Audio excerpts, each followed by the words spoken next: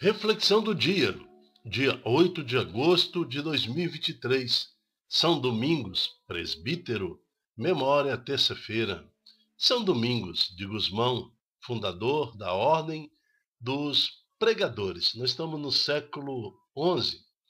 São Domingos de Gusmão, santo mestre, ajuda-nos sempre a espalhar a verdade de Cristo e lutar contra os tipos de heresias, blasfêmias e descrença. São Domingos, ele lutou aí no sul da França, né, contra uma heresia terrível, que negava a criação de Deus, do mundo visível por Deus. Toda essa criação era dada a Satanás, o demônio. Então era uma heresia uma crença muito distorcida da igreja, e estava dominando a França. Então São Domingos Gusmão também foi convocado pelo Papa para combater essa heresia. O negócio até descambou para um pequeno conflito armado, porque dentro dessa crença, e ali tinham as autoridades políticas que também apoiavam essa crença, e acabaram aí matando alguns padres. Por isso foi feito uma cruzada também com um objetivo militar e disciplinar para corrigir essa heresia e também sufocar essa heresia antes que ela se espalhasse por toda a França. São Domingos de Gusmão, fundador da Ordem dos Pregadores, intercedei e rogai por nós. Misericórdia, ó Senhor, porque pecamos. Tende piedade, ó meu Deus, misericórdia. Na imensidão do vosso amor, purificai-me, lavai-me todo inteiro do pecado e apagai completamente a minha culpa. Misericórdia ao Senhor, porque pecamos. Assim nos lembra o Salmo 50. E nós vamos ver que o Salmo 50, misericórdia, e tende piedade de nós, e toda essa reflexão do pecado é o que norteia a reflexão de hoje. Estamos reunidos em nome do Pai, do Filho, do Espírito Santo. Amém. Primeira leitura, nós vamos ver no livro de Números, capítulo 12, de 1 a 13. Naqueles dias, Maria e Arão criticaram Moisés por causa da sua mulher etíope. Quero lembrar que Maria é irmã de Moisés e Arão, o seu companheiro fiel. Mas, seduzido por Maria e Arão, começaram a criticar Moisés por causa da sua mulher etíope. Na verdade, eles tinham ciúme desse tratamento especial que Deus dava a Moisés. E disseram: acaso o Senhor falou só através de Moisés?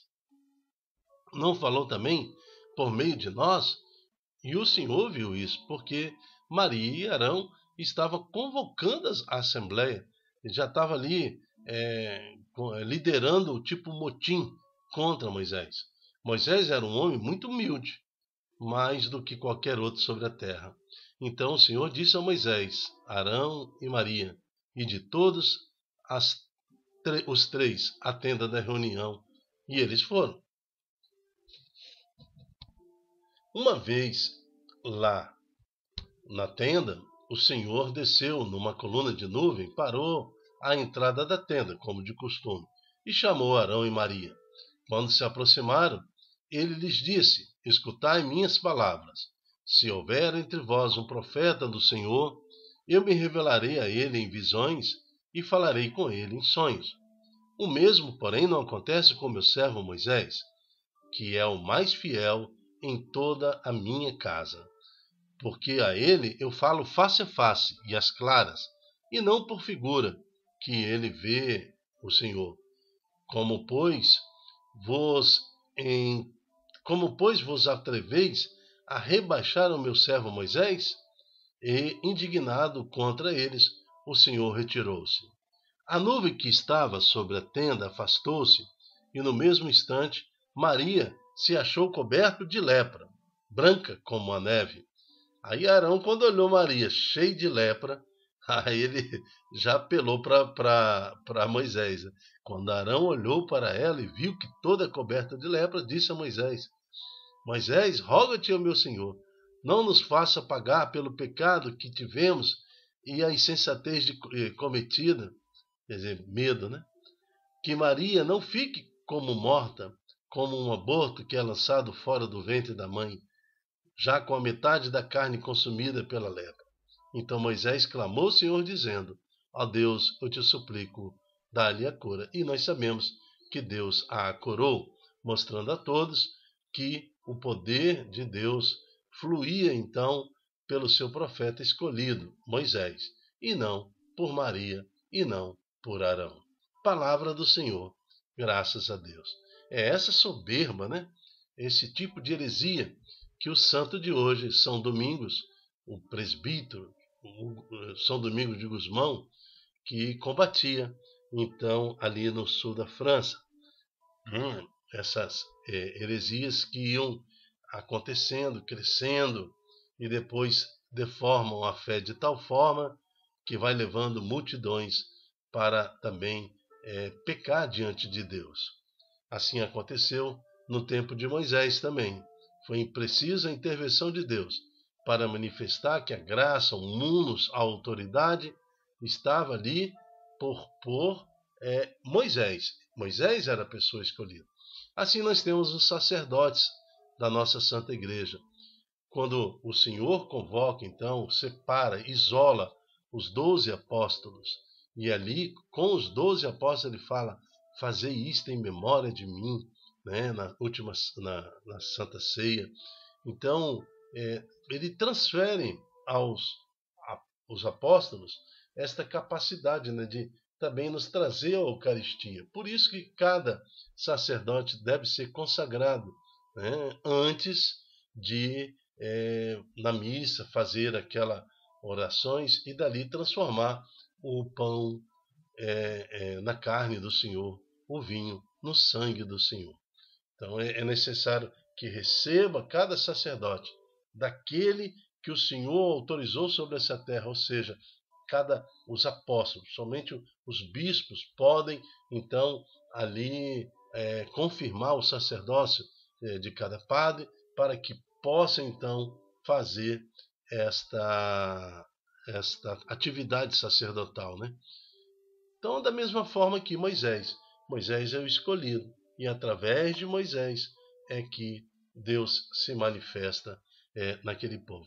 Esta inveja de Maria, essa inveja de Arão, que criticam Moisés, surge também como algumas heresias, surge também como aconteceu por volta do século XVI, a divisão da igreja, onde muita gente achou que não era mais necessário o sacerdócio dentro da igreja, que cada homem, que cada mulher poderia fazer também as orações para que transformasse em pão, em vinho, né, carne e sangue do Senhor Jesus.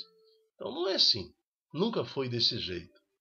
A palavra de hoje nos mostra que há um ordenamento.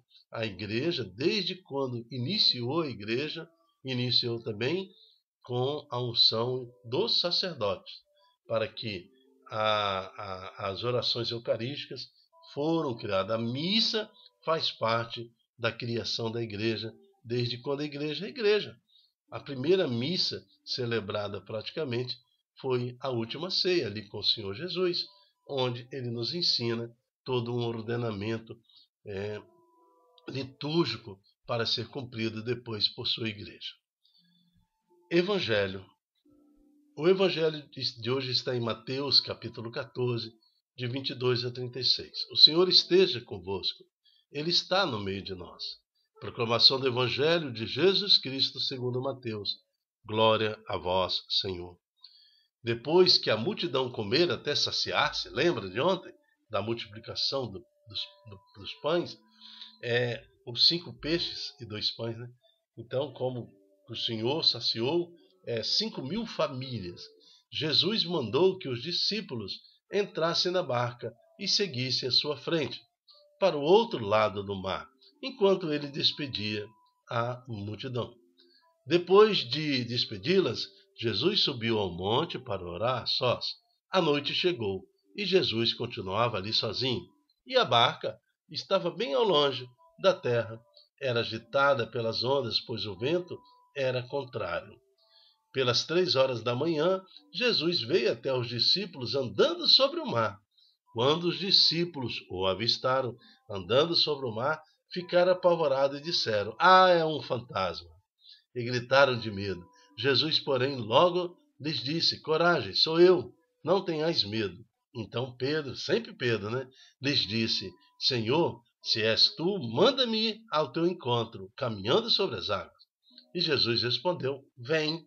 Então esse "vem" de Deus é um convite do Senhor para que nós também vivamos intensamente a nossa fé, em respeito, em adoração, né? Mas pela graça também podemos ser imitadores de Cristo. Pedro desceu da barca e começou a andar sobre as águas, em direção a Jesus. Mas quando sentiu o vento, ficou com medo e, começando a afundar, gritou: "Senhor, salva-me." Jesus logo estendeu a mão e segurou Pedro. Ele disse: "Homem fraco na fé, por que duvidastes?" Assim que subiram na barca, o vento se acalmou, e os que estavam na barca prostaram-se diante dele, dizendo: "Verdadeiramente, tu és o Filho de Deus." Após a travessia, desembarcaram em Genezaré. Os habitantes daquele lugar reconheceram Jesus e espalharam a notícia por toda a região. Então, levaram a ele todos os doentes e pediam que pudessem ao menos tocar a barra das suas vestes. E todos os que tocaram ficaram curados. Palavra da salvação. Glória a vós, Senhor. Existe fé fora da barca. Vamos analisar aqui que a barca seja a igreja. Existe fé fora da barca. Pedro saiu da barca, né? Vamos fazer uma analogia como se fosse a igreja. Pedro saiu até da igreja, conseguiu dar alguns passos fora da barca, mas assim que sentiu o vento, assim que sentiu a realidade deste mundo, assim que teve medo, ele afundou, né? Então, quando Pedro volta para a barca e volta com Jesus, toda a tempestade se passa. Jesus entrou na barca, colocou o pé na barca, o mar ficou sereno, as trevas e todo o perigo são dissipados. Jesus quer estar na barca, é na igreja que nós encontramos o poder de Deus. Sair da igreja, dividir a igreja, não é de Deus. Nós devemos lutar pela união da nossa igreja, devemos, com a igreja, encontrar Jesus, porque com Jesus tudo pode ser mudado. Tudo, tudo, tudo, tudo. Não há tempestade que resista à presença de Jesus. Assim que a barca, então, chega em Genezaré, os habitantes daquele lugar reconheceram Jesus e espalharam a notícia por toda a região. Está vendo? Aquele que evangeliza espalha a notícia do que o Senhor, um Deus, está no nosso meio. O Santo Evangelho, o reino de Deus está em Jesus. Então nós devemos levar Jesus para as outras famílias também. Muitas famílias precisam que Jesus esteja com ela na barca, na administração da família. Quando Jesus chega na família, as tempestades são acalmadas e todo vira aquilo que era tempestade fica sereno, né? O mar se acalma, o vento impetuoso passa, porque Jesus está na casa, está na família. Essa é a nossa missão, de evangelizar todos os dias na hora da reflexão. Eu me chamo Dilton Góes, o meu nome e o nosso projeto é Ai de mim se não evangelizar. E eu peço a Deus que você também receba hoje uma motivação especial para que possamos evangelizar junto, multiplicando essa pregação nas suas redes sociais, porque um coração aflito precisa hoje receber a mão poderosa do Senhor Jesus, a mesma mão que levantou Pedro, que ia se afogar em meio à tempestade. A mão de Jesus há de chegar e encontrar esse coração aflito e resgatá-lo do afogamento, da tempestade desse mundo. Mas precisamos ser profeta do Senhor, anunciadores do Senhor. E contamos com você. Receba hoje a graça de ser profeta, a graça de ser justo, pois são belos os pés do mensageiro que anuncia a paz. Até a próxima, se Deus quiser. Tchau, tchau.